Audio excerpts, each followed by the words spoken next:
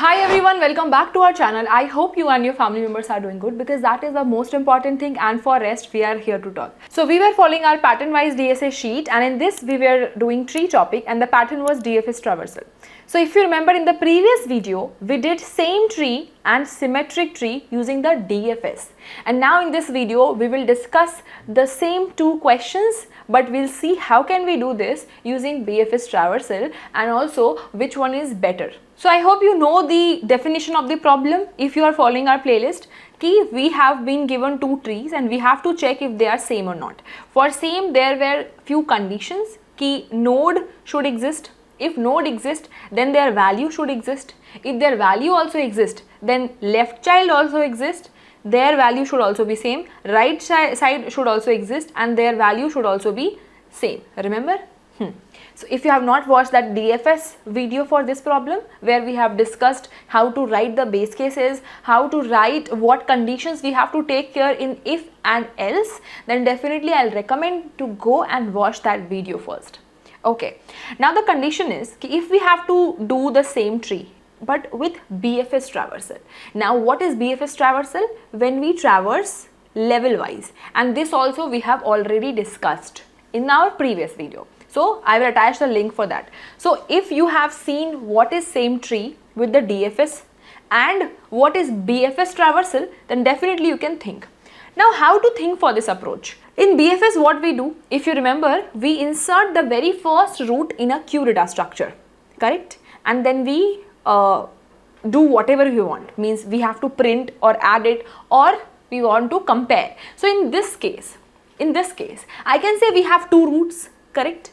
So can I say in my queue data structure, I have to add both the roots, 1, 1, correct? And if you remember our BFS line of code, after insertion of roots, only the root in the queue, we start our while loop and we pop these elements one by one. So in our BFS traversal, where we have to do the level order traversal, we popped only one element because our task was to add it in the array to print. But don't you think here we have to compare these two elements? Then for sure our task is to pop next two nodes from queue, correct? So can I write the condition also, while my queue is not empty.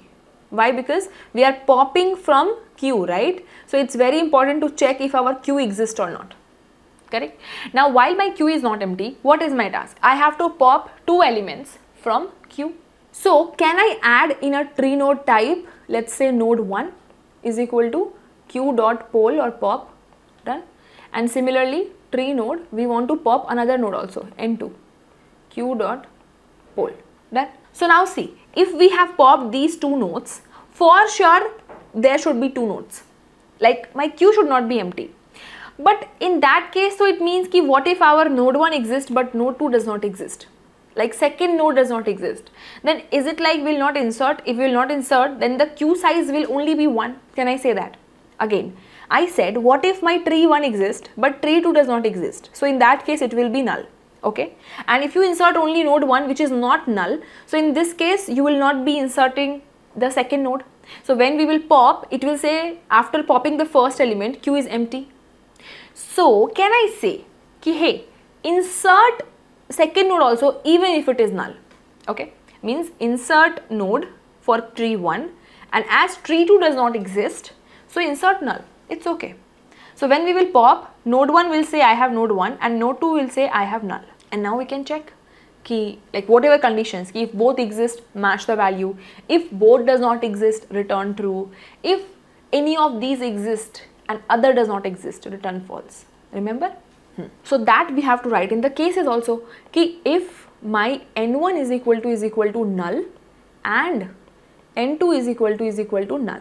Okay, why I said this? See, here though we both have this, but suppose this is a tree, right? Suppose we don't have this, okay,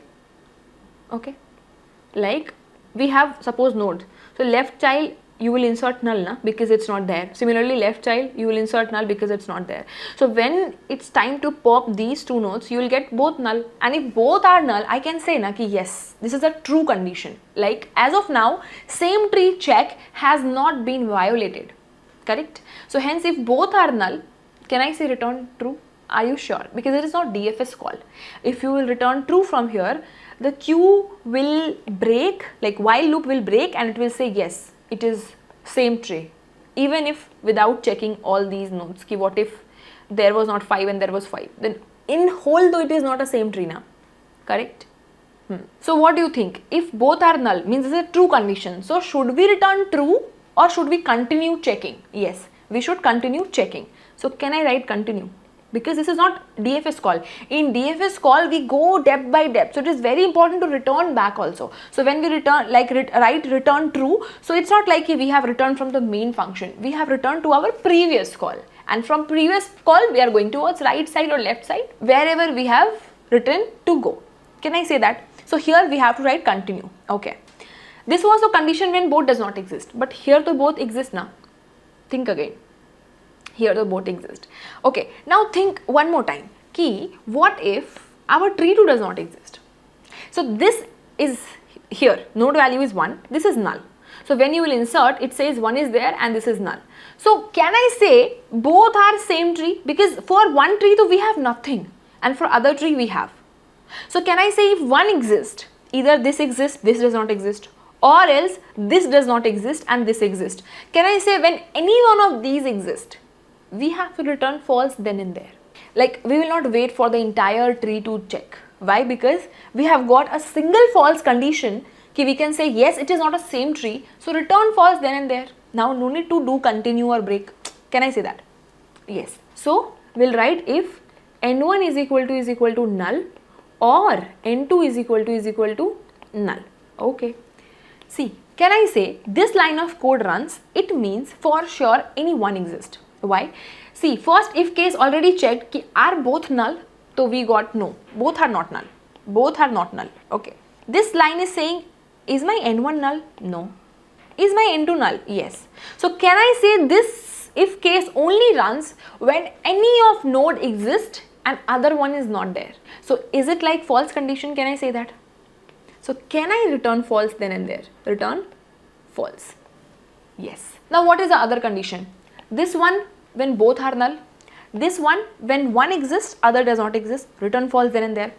Next one, ki what if both exist? Now it's time to check for the values.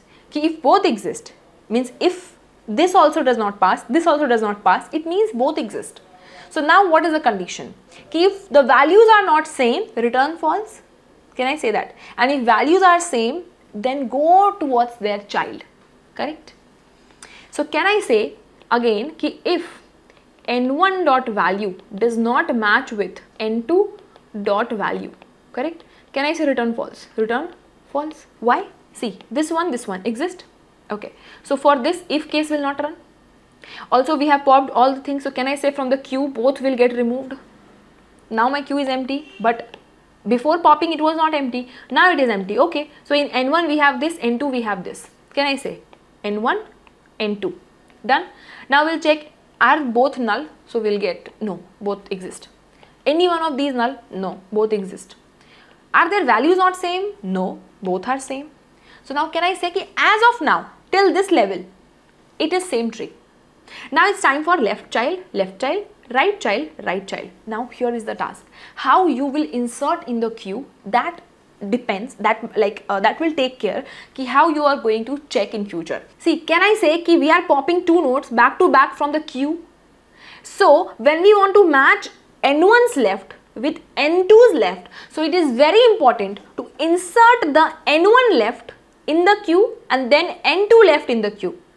After that, N1 right and N2 right. So when you will insert N1 left, so 2, N2 left 2, N1 right 3, N2 right 3. So now when you will come back and when you will pop two things, so N1 left and N2 left will come. And that's how we were supposed to check also. Now all the checks which we will apply are applied on the correct nodes. Correct? So can I just say ki in queue please offer N1 dot left. Now in queue please offer N2 dot left. Correct? Now after this in queue offer N1 dot write yes, and in Q offer N2 dot write. Now the condition is, if you remember in the level or traversal, we inserted the children's only after checking if they are not null, but here we are not checking. Why it is so? I already told you कि if we will not insert the null value, then we are supposed to pop two elements. So if you will not insert anything, Q will say, after popping like two nodes, it will say, hey, this is null. You can do the checks before inserting, then the popping conditions will change. Means after popping every element, you have to check if Q is not empty. Okay, can I say that? Means suppose this does not exist. Okay, so in this you will not insert anything, so you will pop first two. Okay, but now when you will come to pop these two, first you will be able to pop, but after popping this, you have to write here at this line of code ki hey, is my Q not empty? It will say Q is empty, means N2 does not exist. So then the conditions will change. Okay, but to make it smoother with null conditions, like if you will insert without checking now, then null will go, and this much piece of code will be similar as what we have written in our DFS call. So however you are inserting, according to that your checks will also change. Okay, and that's it. Now what will happen? 2, 2 and 3, 3 has been inserted. Now next time again you will go and you will pop two elements. So you will pop 2, 2, correct? So you will pop 2 and you will again check, is 2 exist? Yes. Values does not match? No, they are matching. Now it's time for their children. So left. So now you will insert null. Can I say that? Similarly, 2's right 4 and 2's right 4. So can I say 4, 4? When? After popping 2. Can I say that? After popping 2. Okay. So now next time what will happen? We will check 3. So if you can see that, we first check 1, now we checked 2, we inserted their children in the queue, but now we will check 3, correct? 3. So aren't we checking level wise? Yes. So that's what we wanted. So in this case now, if you will insert without checking null, okay, so you will end up putting the null also. Means if there are n levels, so 2 power n will be the space complexity. If there are n levels, okay, but if you will not insert any node which are null, then you will save that extra space complexity now. Can you guess that what I'm saying? Yeah. So it depends how you write. So we have written like this as of now. We can even write first by checking if it is null, then don't insert. But in that case, you cannot pop back to back two elements without checking if Q exists, like Q has nodes or not. Done. Now time complexity, again all number of nodes you have inserted in the queue. So number of nodes means n, so O of n time complexity, correct? And space complexity will also be O of n. Done? Okay. So this was your BFS code for same tree. So can we write the code in the editor? So here is the code what we have discussed. First we will make a queue data structure, and in that we will insert both P and Q. Now the thing is why we have not checked the base case what if root is null even when the number of nodes says it can be 0, because we are inserting the null also in the queue, so that later on when we will pop and when we will check are both null, so we will return, like when we will continue queue will become empty and at the end we will return true. So you have options, either you can write the base case here also, but anyhow this code is taking care of the base case also. Now after inserting the root of both trees P and Q, now until the Q become empty, we'll pop the two nodes. Now the condition, if both are null, return, no, not return true, continue, because as of now it is correct. What if the children does not match?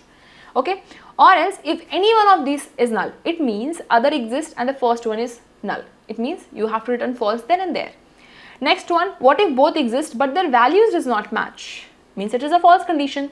Similarly, once they are done, means when I will be at line number 24, I can say ki, hey, I had two nodes, both exist, their values are also same, so as of now they are same tree. Now let's go for their children's. So now if we want to go for the children, we have to insert left children of both the trees together. Similarly, insert right children of both the trees together. And at the end, after coming outside, we can say ki return true. Why return true? Because we are inserting two nodes together in the queue. Either it is null. So for sure, we are popping also root with true to node. So for sure at the end our queue will be empty, so we can return true. That's it. Now let's run the code and let's submit this. So if you talk about the time and space complexity, both are linear in this case, and O of n, and in recursion also it was O of n. So which one is better? See, it depends on you. Sometimes the same question can be solved with a similar time and space complexity using DFS or BFS like this, but sometimes few question becomes easier to solve with DFS, or sometimes it become easier with BFS also. So it is very important to think कि for every problem can we think with DFS and BFS, and now then later we will decide based on the time complexity and which will be better to apply. Okay, so this was your Java code. Here is your C++ code with a similar approach, and here is your Python code with a similar approach. So if you understood this, definitely we have already marked the same tree check using the DFS one. Okay, so now you can say you understood the DFS approach also, but this was about same tree. Can you do for symmetric tree?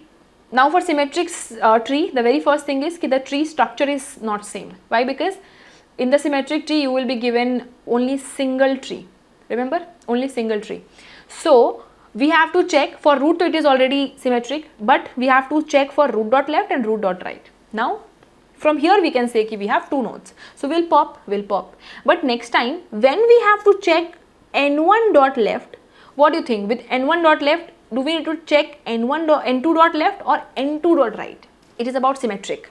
n2 dot right. Can I say this should match with this, because it is about mirror image, right? So whatever is at the left side, it should be at the right side.